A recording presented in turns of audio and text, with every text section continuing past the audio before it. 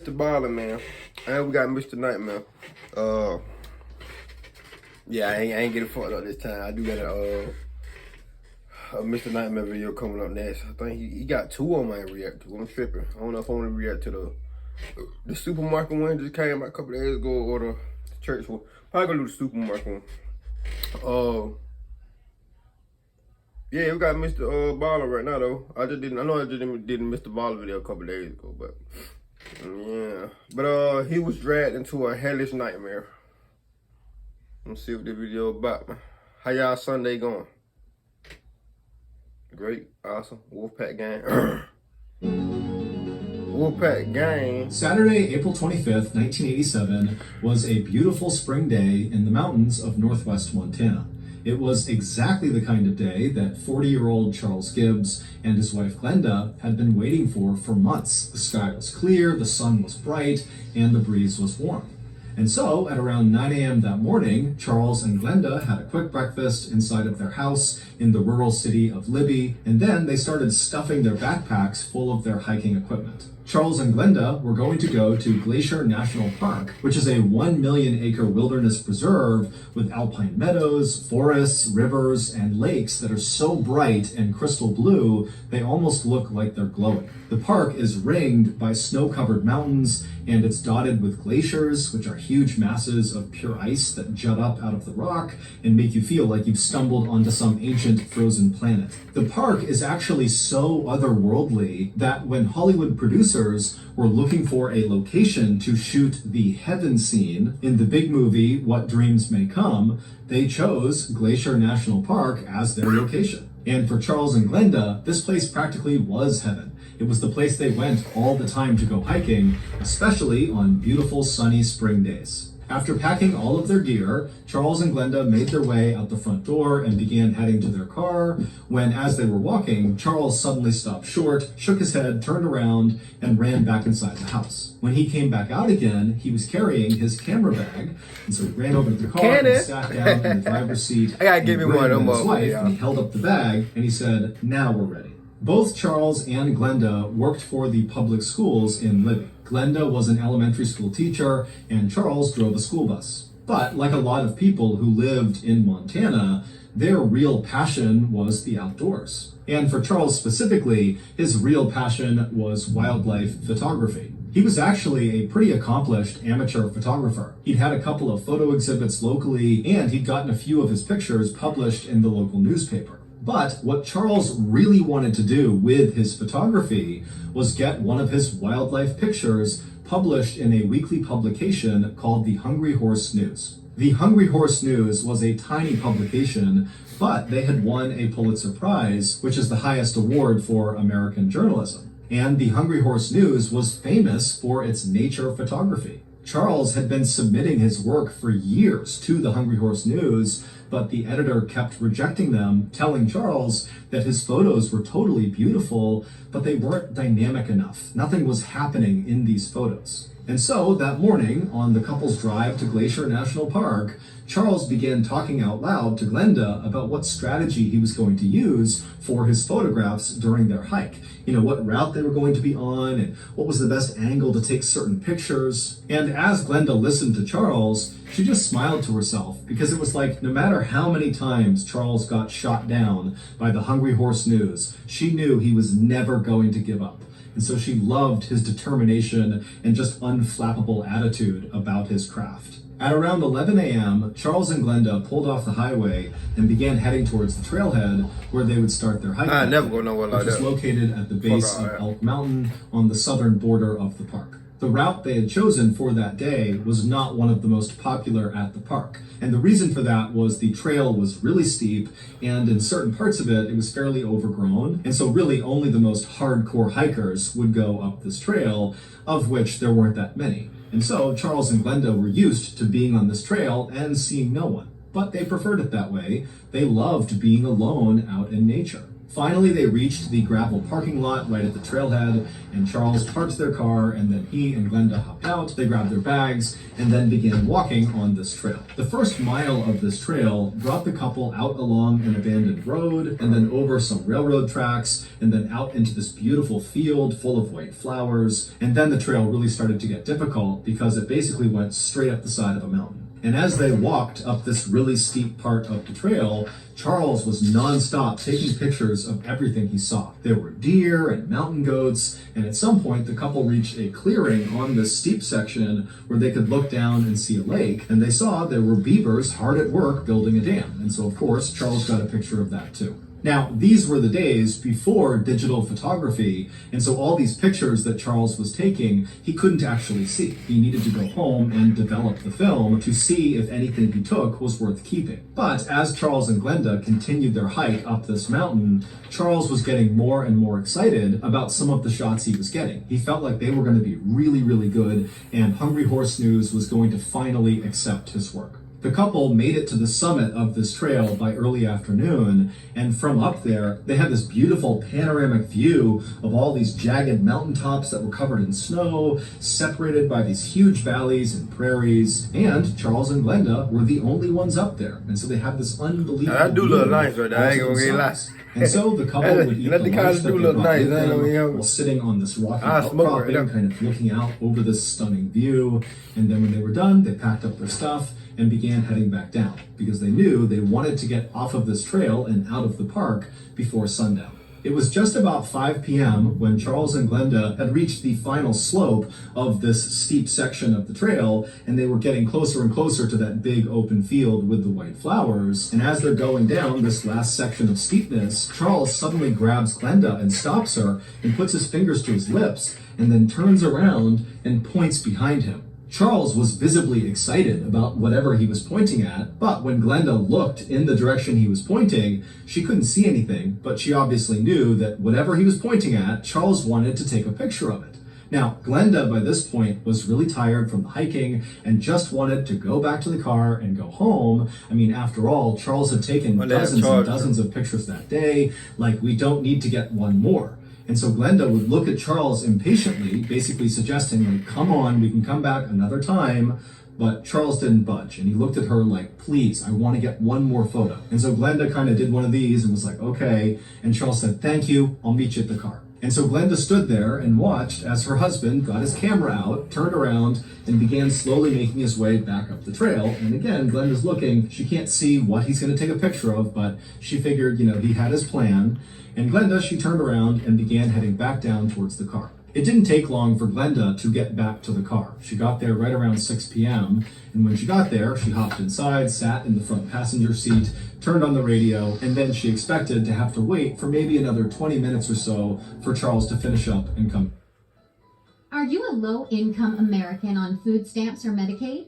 If so, you are now Join her. But Glenda, after sitting in the car, was so tired that she accidentally fell asleep.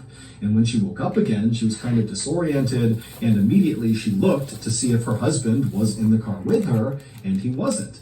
And she's looking outside, it's getting pretty dark out. She glanced at her watch, it was 7 p.m., which means Charles had left her for at least an hour by this point. And she's thinking, there's no way Charles would have been gone for an hour. He would never do that. He would never leave me alone like that. And so Glenda began glancing around her, kind of half expecting to see Charles just outside of their car, doing something. But she was all alone. There was no other hikers or cars. Charles wasn't there. And so starting to panic, Glenda got out of her car and began hustling back onto the trail to go look for Charles. And so she's yelling for Charles, she's looking around, it's getting darker and darker, and there's no sign of Charles. He's not calling back to her, it's just totally silent. She walks along the abandoned road, she reaches the railroad tracks, she gets into that meadow with the white flowers, and still there's no sign of Charles. And she gets to the base of that steep section of the trail, and she's looking up at all these trees and how dark it was getting, and she's thinking to herself, if Charles is in trouble somewhere up there, there's no way I can help him by myself in the dark with no equipment. No one knows I'm here. I mean, this is an emergency and I need help. And so Glenda would scream a few more times for Charles. Go get help. And after not hearing any response, she turned and ran all the way back to her car. She turned it on and she drove to the nearest ranger station. Smart. Thank you to Ballon didn't share with seek out professional help survey, and then you can talk to them however you feel gone uphill to tell the ranger. Smart decision. When she got there, she ran inside and immediately told the ranger where her and Charles had been, which trail they were on, and where roughly they were on this trail when she had gone to the car and Charles had turned around and gone uphill to take a picture of something. And as Glenda told the ranger all these details about where they were inside of the park, he really started to look worried. And when Glenda was done explaining, he told her that, yes, we need to go right now and look for your husband, but I can't have you on that trail. It's too dangerous. And so this ranger had Glenda wait at the ranger station, and the ranger, by himself, headed back to the trailhead to go looking for Charles. And so the ranger, he gets to the trailhead, he hops out, he's got a rifle and a flashlight, and he begins walking along this trail. And by now, it's dark out. And so he's looking straight ahead with his flashlight and scanning side to side. He's calling out for Charles, and he's walking this trail. He gets all the way across the train tracks, through the meadow, and he gets to the steep section, and he actually begins going up this part of the trail until roughly the area where Glenda had described Charles going one way and her going back down. And when he got there, there was no sign of Charles, and so the ranger just took his rifle and fired 3 shots into the air, hoping that that might get Charles, if he was in the area, to hear him and call out or do something to indicate where he had gone. But after firing his gun, the ranger heard nothing. By this point, it was approaching midnight, it was totally pitch black outside, and the ranger knew that at this point, Charles was missing, and they really needed to organize a true search party to try to find him. But they would have to do that the next morning when they had light again. And so the ranger called out a few more times for Charles, and after not hearing anything, he reluctantly turned around and made his way back to his truck and drove back to the ranger station, where he would tell Glenda that he could not find her husband and they would now have to wait for sunrise. At sunrise the next morning, 20 searchers arrived at the trailhead where Charles and Glenda had been, and these searchers had dogs, and all the dogs had Charles's scent from some clothes that was in Glenda's car. And so this big search team very slowly and methodically began moving down this trail. And so they went across the abandoned road, over the train tracks, through the meadow with the white flowers. They got to the steep section of the trail, and they got all the way up to that point where Charles and Glenda had separated, and Charles had gone uphill to do whatever he was going to do. And it was at that point on the steep section that one of the searchers' dogs picked up Charles's scent and took off running uphill. And the See, I don't know what happened to Charles. I ain't gonna even count. I'm trying to see what the fuck really happened to Charles, man. searcher, whose dog this was, took off running after the dog, and the dog, it went up for a little while, up this steep rocky outcropping, and then it turned and began going down again until it reached a different meadow, so not the same one they walked through with the white flowers. This was farther away to the right, and in this meadow, the dog, who still very much had the scent, began to slow down, and it went straight for this tree. It was kind of a standalone tree right at the base of this steep section, and this tree had low hanging branches, maybe 5 feet off the ground, and the dog went right up to the tree, and then it stopped for a second, and the searcher by this point had caught up to the dog, and so he's looking at this tree, and he sees the ground looks really disturbed, and there's deep gouges in this tree, and then the dog went around this tree and sprinted another 50 feet or so, and then stopped, like it had found something. And when the searcher caught up to his dog, he looked down and he found what they feared the most. It was Charles, and he was deceased. Damn. His body was totally mangled. His arms and legs were eaten away. There were deep cuts and gouges all over his body, and there was a blood trail from Charles all the way back to this tree. My line. Also, just a few feet from Charles's outstretched hand was a camera, Charles's camera. Now, it was obvious that something horrific had happened to Charles, and there were clear signs of a struggle that took place near this tree, and then also over here where he was found, there were clear marks on the ground that there was some sort of fight that happened right here. But interestingly, Charles was carrying a gun, but it appeared that he did not unholster it and he didn't fire it. Instead, it almost looked like whatever was happening to Charles, he refused to put his camera down, which is why it was so close to his hand when he finally died. And so it was decided that the only way to determine what happened to Charles would be to develop his camera, to figure out what he was taking pictures of before he died. And so authorities would send off Charles's camera roll to be developed. And 2 weeks later, when they got it back, they couldn't believe what they saw. The photos very clearly told the story of what happened to Charles. This is what happened after Charles left his wife on that trail. When Charles stopped his wife and signaled to her that he wanted to take one more picture up the trail, he had found a photographic opportunity of a lifetime. The warm spring weather that had drawn Charles and Glenda out of their house to Glacier National Park had also woken the grizzly bears in the park. And what Charles had seen up the trail was... I was going to say that too. I said mountain lion or wolf. I wasn't thinking about a bear. I forgot about that. I ain't gonna even care. And grizzly bear is crazy.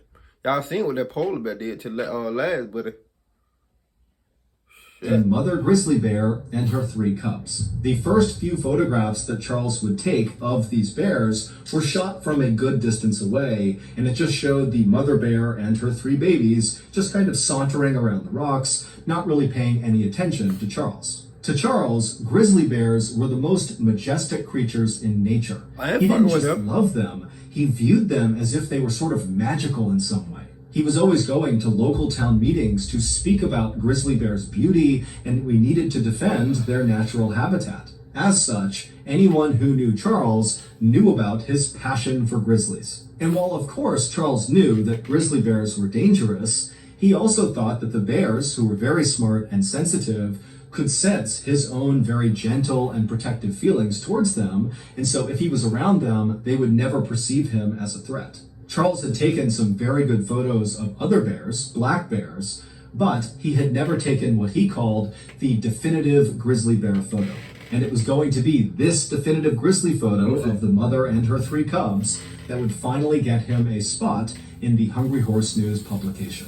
As Charles took more and more photos of these bears, you could see in the photos that Charles was getting closer and closer and closer to this mother bear and her cubs. It was obvious that he was tracking them, even as the mother bear and the cubs were clearly trying to walk away from him. Finally, when Charles got about 50 feet away from this family of grizzly bears, he must have kicked a rock or stepped on a twig that broke that startled the bears. And so the second to last photo that Charles would take of this family shows the mother bear very clearly turning around to look at Charles, and she's making perfect eye contact with him, as is one of her cubs. Charles would take one more photo, and in this photo you can see the bears are not just staring at Charles, they are running towards him and charging him. And it was likely after taking this photo that Charles realized. And one thing about that, people might think bears are slow. Nigga, bears is fast. I ain't gonna count. Them niggas is the fast. danger he was in. At this point, Charles tried to make a run for it by running down the side of this mountain. He got down to that tree with the low-hanging limbs, and he attempted to climb up into it, maybe hoping he could get one more picture of this bear if they would just leave him alone. But the mother bear and her cubs, they came charging down. They saw him up in the tree, and the mother bear began climbing into the tree, and she reached Charles. Now, she likely weighed about 400 pounds, and when mother grizzly bears are defending their young, they are absolutely merciless. And so she must have grabbed him or bit onto him and yanked him from the tree. I would have been shooting and the fuck out Charles, that bear. somehow, after being pulled to the ground and getting slashed and bit by this bear, he managed to break away from her, as we can tell from the blood trail, and he made it about 50 feet away from this tree before the bear chased him down again, jumped on top of him, and killed him. When authorities figured out that Charles had managed to briefly get away from this mother grizzly bear and made it 50 feet away from her, they wondered why he hadn't pulled out his gun and shot at the bears to defend himself. But Charles's wife, Glenda, said it made perfect sense that Charles had not tried to harm this grizzly bear. He liked grizzly bears. Fuck that. He loved grizzly bears. Fuck that. He would never dream of leaving these 3 cubs without their mother. After Charles's death, the Rangers did not attempt to track down the bear and the cubs and do anything to the bears because they felt like the bears were just acting like bears and it was Charles who was in the wrong. And Charles's family and friends would say that is a decision that Charles would definitely support. Charles's photos of the grizzly bear family were published in the Hungry Horse News alongside an article about his death. Nah, so I'm not gonna lie, that shit was on him. I'm just started calling this shit like it is. Like that shit was on him. Like he died on his own turn. Cause why the fuck he going to fuck with a grizzly bear?